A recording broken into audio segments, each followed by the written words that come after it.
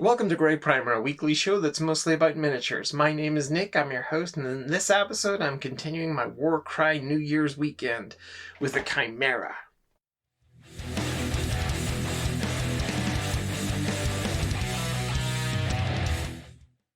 I really hope you're enjoying these bite-sized WarCry reviews. This time I've got the Chimera, which is maybe going to take a little bit longer because it certainly is a little bit bigger. And it's kind of like a 3-for-1 value monster when you look at all those heads, and maybe even 4-for-1. I think there's another beast on the tail there. But let's get it open and have a look. Look at the size of this box. I think this is like A4 size, but it has got a really nicely painted version of this miniature on it there. You can see the extra head on the tail. It does not look happy, but I don't think any part of this miniature looks happy. It's quite rodent looking there as well, which is interesting. I do like the transitions in the skin there, the sort of purple through to white with little touches of blue and stuff, the very different sort of tan looking head there and the green head. Yeah, they've done a great job painting that up. They look magnificent. I love this sneer on this one in the middle. Okay, let's get into this. It's a big box, but it's actually fairly lightweight. It does come with a tray, which I appreciate. And then we've got the, again, large instruction manual. Well, I mean, it's A4, so it's big. It opens out into A3, so it's huge. But it's actually only a few pages. I don't think there's a massive amount of construction needed with this kind of 2 parts, stick on the legs and the wings, and then you're into all the different heads and everything. A little bit of extra building there involved in the tail, I think, but it looks pretty simple.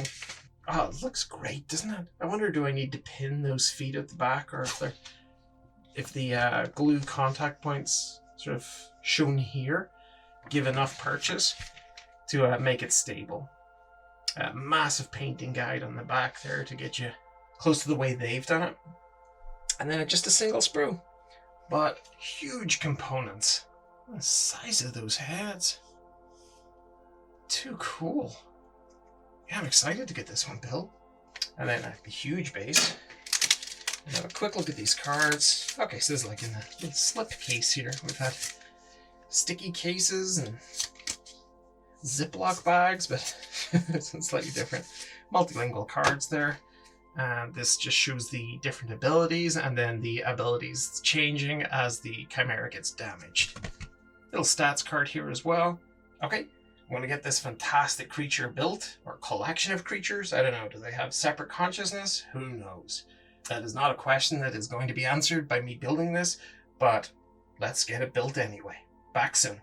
So here it is, all fully built up, and it really took no time at all to put this this creation together, and it's pretty cool looking. I mean, it's on full sort of pounce there. The third or the fourth head on the tail is flicked around, also joining in the attack, so it's all heads to the battle here.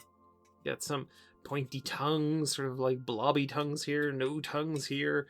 And yeah, there's a nice level of detail here. Really huge pieces on the sprues as well, which I love putting those together. Some really lovely details here on the different heads. Nice plumage and everything. You've got everything you need here for a very interesting finished painted miniature. And really all I can do is compare it to Mantic's Chimera, which I built in a previous video, and yeah, I'll have a link down below to that. And for me, the Mantic one just has that increased level of detail. It's got a huge amount of sort of sculpting, and the way the fur is, even the way the harness for the rider buckles underneath, the pads on the feet, the toenails. There's just something about it for me that just really, this one knocks it out of the park. The demon goat head, the dragon head there, and then this sort of big lion cat looking thing. And then of course the rider on the back just to sort of complete the work. But yeah, for me the Mantic one wins out here as a Chimera model. It's just solid as well. It just feels really like a a beast you would not want to come up against. I mean, you wouldn't want to come up against any of these, but comparing like for like, the wings are actually of a very similar size.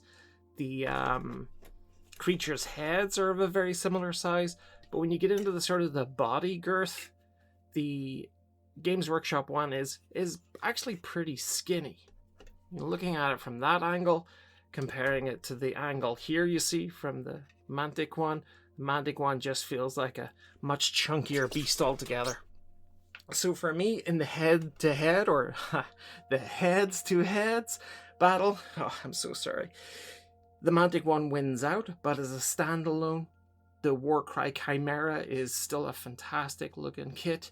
Really easy to put together, and I think lots of cool open surfaces there to try out different paint techniques. Yeah, very cool. Anyway, that wraps it up for WarCry's Chimera.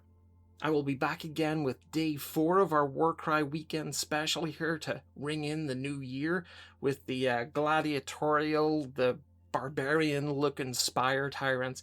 Really interesting looking warband, but that's coming up tomorrow. If you're enjoying the content, please consider liking, sharing, and subscribing, and I will put lots of links in the show notes below for any of the sort of additional stuff to check out. For now though, take care, and thanks so much. Bye bye.